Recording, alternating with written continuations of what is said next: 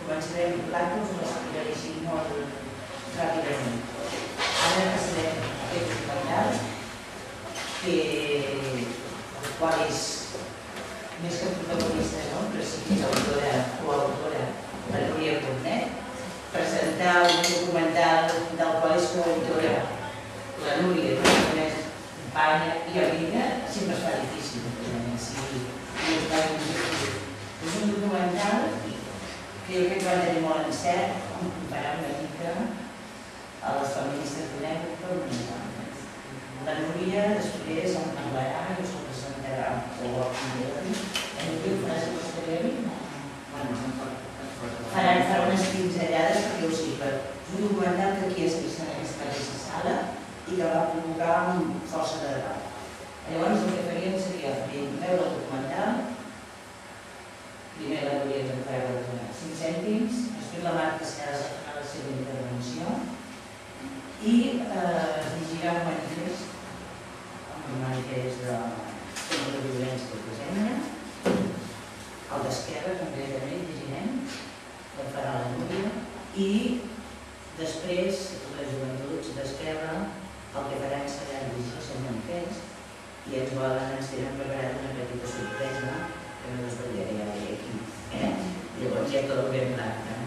D'acord? Gràcies, Marta, per seguir i bona tarda.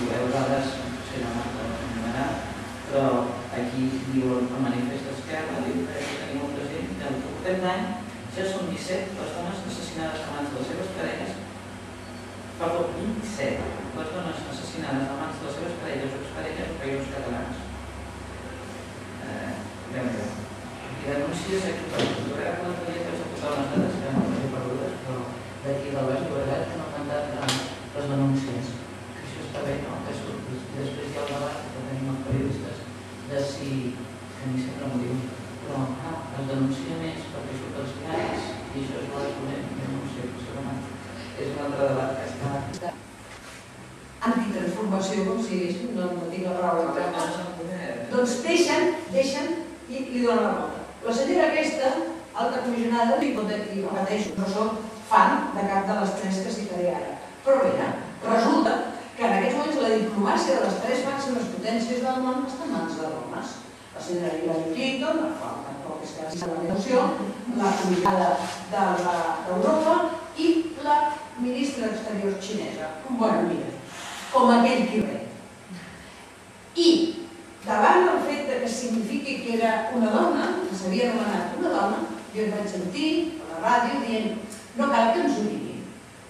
No cal que ens ho diguin perquè els que estem a la igualtat ens és igual que sigui dona o home. És curiós. De que l'Obama sigui negre ningú li ha molestat. Primera perquè és evident, perquè significa una transformació, més o menys, però significa una transformació, una caiguda de... No pot anar un home a la Casa Blanca, el que encara no ha caigut és que una dona pugui estar a la Casa Blanca. Cosa que en segons compte també és indiferent, però no, tenen tot el teniu tot el dret.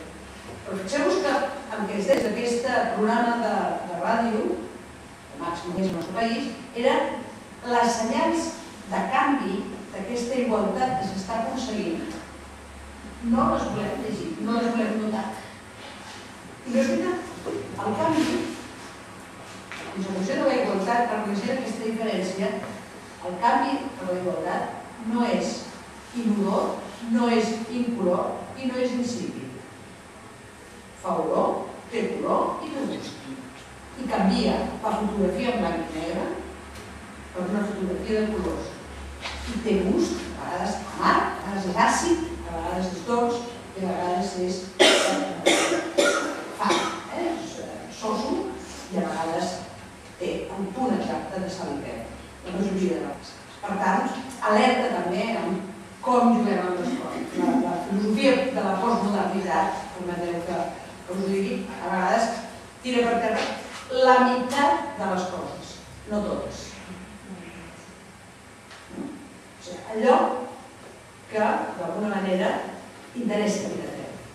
I l'altre s'ha de poder anomenar, però qui ho ha d'anomenar són les generacions futures, són vosaltres, la gent jove, que heu de dir de què fareu amb tot això, amb aquest pastel enorme que diu, que és un pastel que afecta les dones, com molt bé, dones i afecta la immigració, la presència d'un xenofobisme, encara el racisme en el país, heu de ser vosaltres qui ho plantegeu. El tema que hi ha sobre la taula i el que s'ha de fer, encara que es consideri avorrit, és remoure tots els obstacles que impedeixen l'expressió de la llibertat femenina i la llibertat masculina en l'àmbit de la construcció de la igualtat substantiva de dones i homes.